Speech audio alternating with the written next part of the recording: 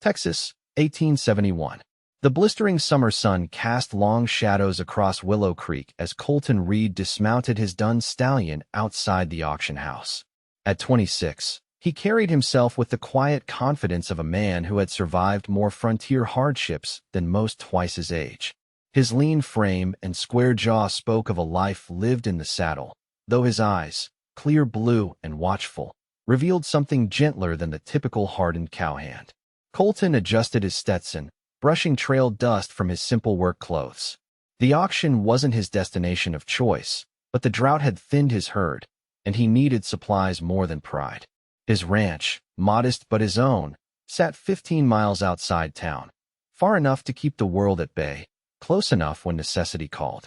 "Figured I'd see you here eventually," said Marshal Peters, nodding as Colton climbed the wooden steps. "Drought doesn't leave much choice," Colton replied, his voice carrying the rasp of trail dust. "They're selling more than cattle today," the marshal added, something guarded in his tone.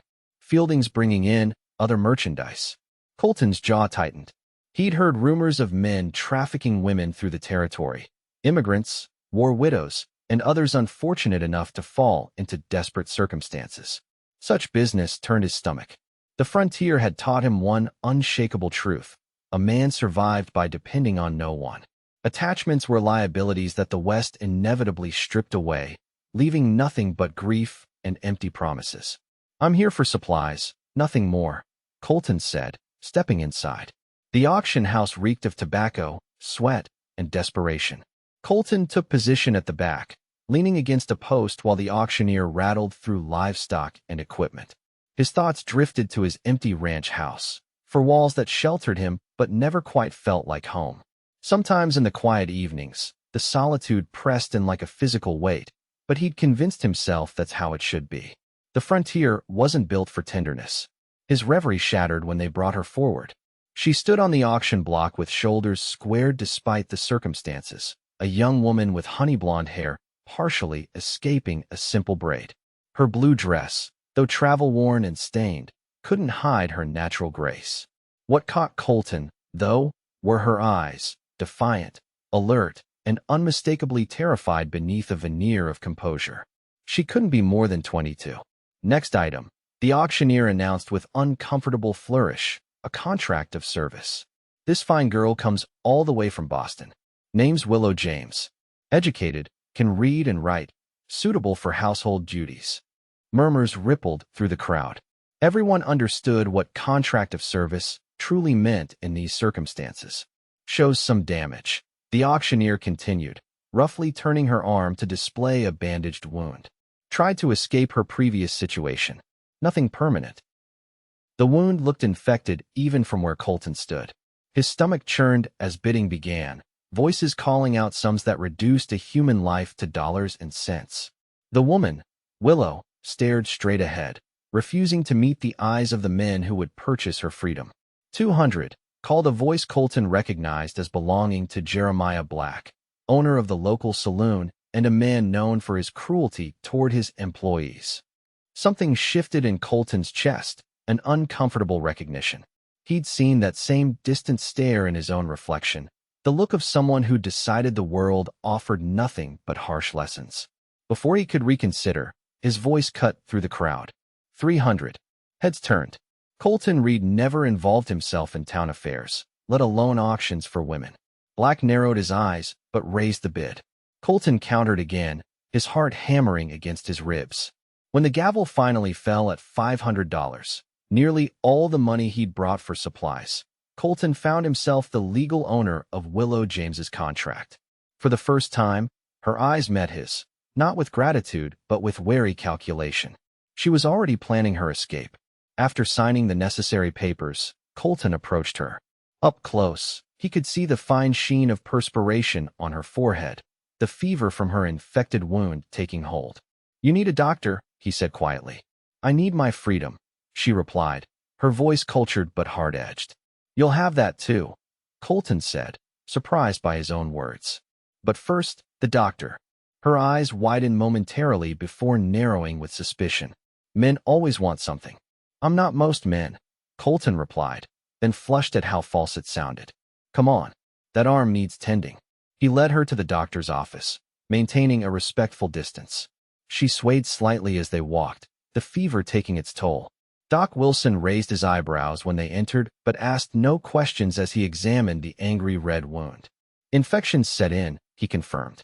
She'll need rest, clean bandages, and this, he added, preparing a bottle of medicine. Willow's eyes never left Colton as the doctor worked, her expression a mixture of pain and calculation. Why? She asked when they were alone, her voice barely audible. Colton stared out the window, uncomfortable with the directness of her gaze. No decent man could leave you to Black's saloon. Yet you purchased me all the same. I didn't buy you, Colton said firmly. I saved you from worse options. The contract, I'll tear it up once we're at the ranch. Her laugh held no humor. And I'm to believe a stranger's promises? The West has taught me better, Mr. Reed. The word struck too close to Colton's own philosophy. He'd learned early that the frontier broke promises as easily as it broke men. His father's homestead dreams had crumbled to dust in the drought of '59. His mother had followed soon after, consumption taking what grief began. His brother had ridden off with promises to return with money from the gold fields and was never seen again. Colton had built his life around the certainty that depending on others was the surest route to disappointment. Yet here he stood, inexplicably responsible for another's welfare.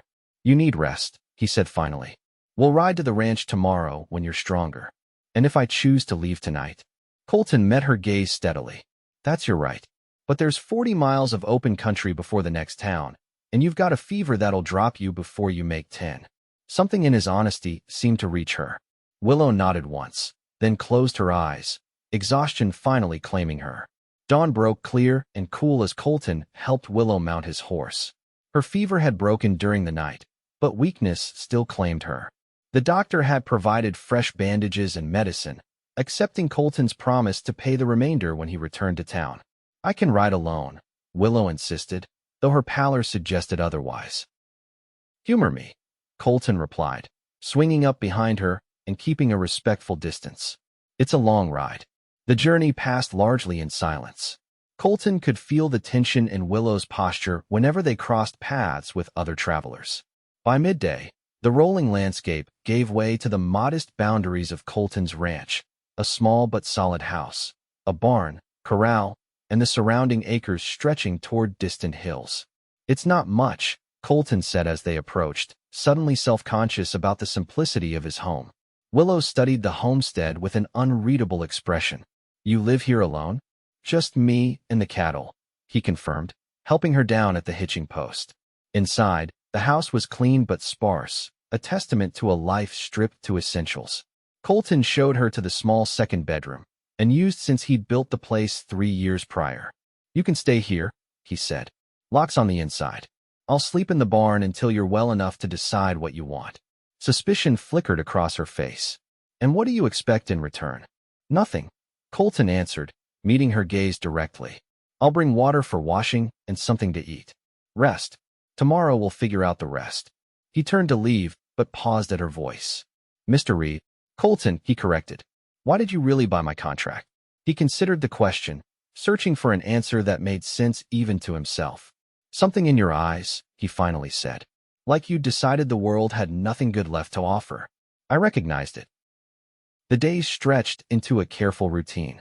Colton worked the ranch from dawn until dusk, leaving food and fresh water for Willow, who gradually ventured from the bedroom to the main living area. By the third day, he returned to find she'd swept the floors and organized his meager kitchen supplies. By the fifth, fresh biscuits sat cooling on the table. You don't need to work, he told her that evening as they shared their first meal together at his rough-hewn table. You're still healing. Idleness breeds darker thoughts, she replied, studying him openly now. You still haven't explained what you intend to do with me. Colton shifted uncomfortably. I told you, the contract is meaningless. Once you're well, I can take you wherever you want to go. Sacramento, maybe.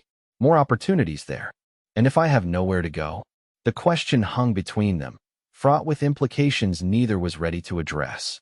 Then you stay until you do, Colton answered simply. That night, as summer lightning flickered on the horizon, Willow finally shared her story.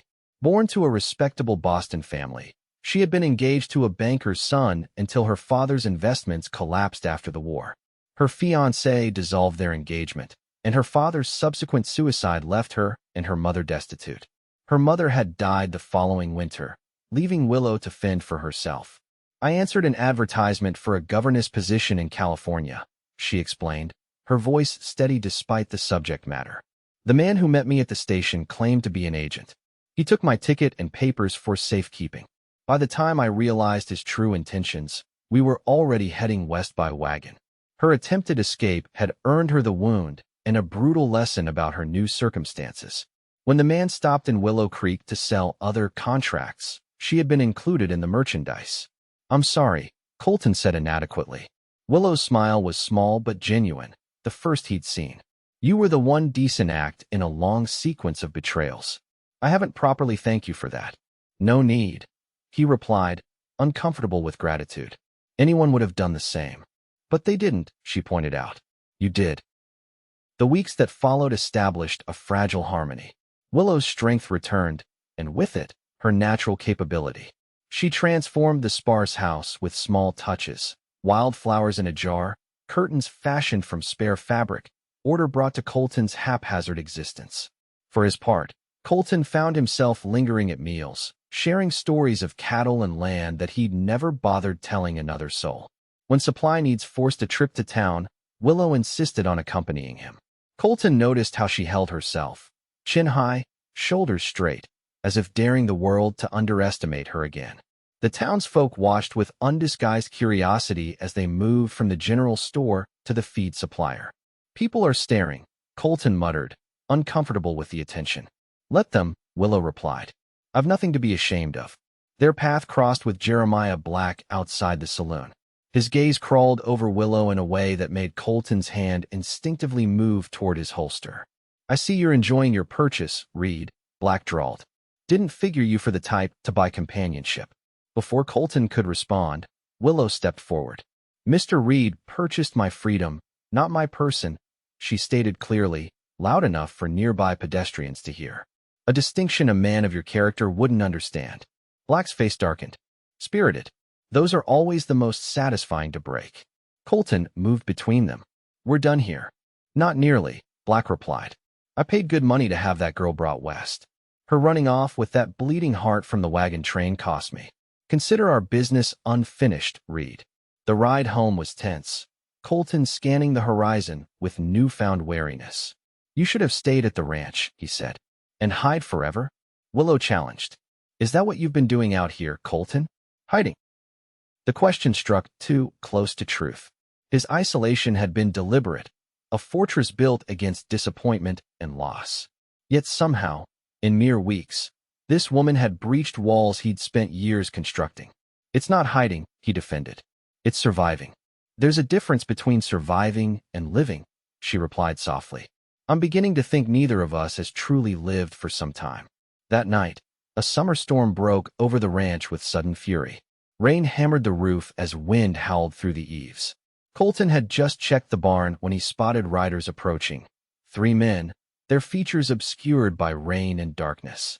He raced to the house, bursting through the door to find Willow already alert, a rifle in her hands. You know how to use that? He asked, grabbing his own weapon.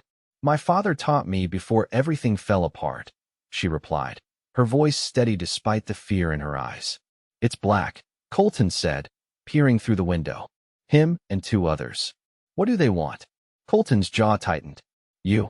And to teach me a lesson about interfering with his business. Decision crystallized in that moment. This woman, who had endured so much yet maintained her dignity and strength, represented everything the frontier was supposed to destroy. Instead, she had survived, adapted, and somehow begun to thaw the frozen places in his own heart.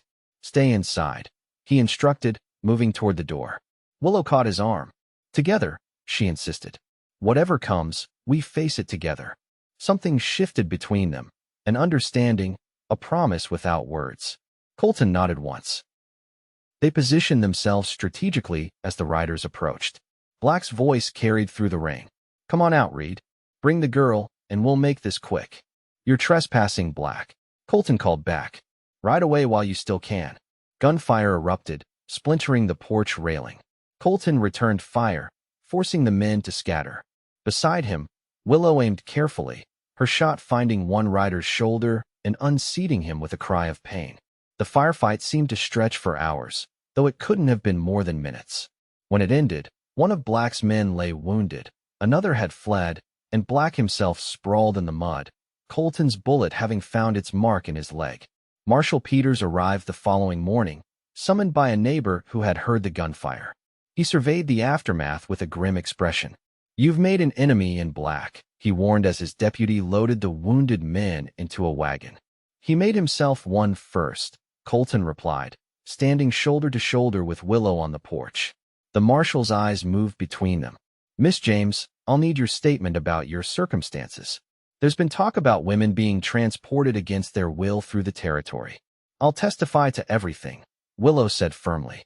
"Whatever it takes to stop others from suffering the same fate." After the marshal departed, silence settled over the ranch. The air between Colton and Willow felt charged with unspoken revelations. "You should have gone with them," Colton finally said. "You'd be safer in town until this is settled." Willow turned to face him, her expression resolute. "Is that what you want? For me to leave?" The question forced Colton to confront the truth he'd been avoiding. This woman had transformed his solitary existence into something resembling a home.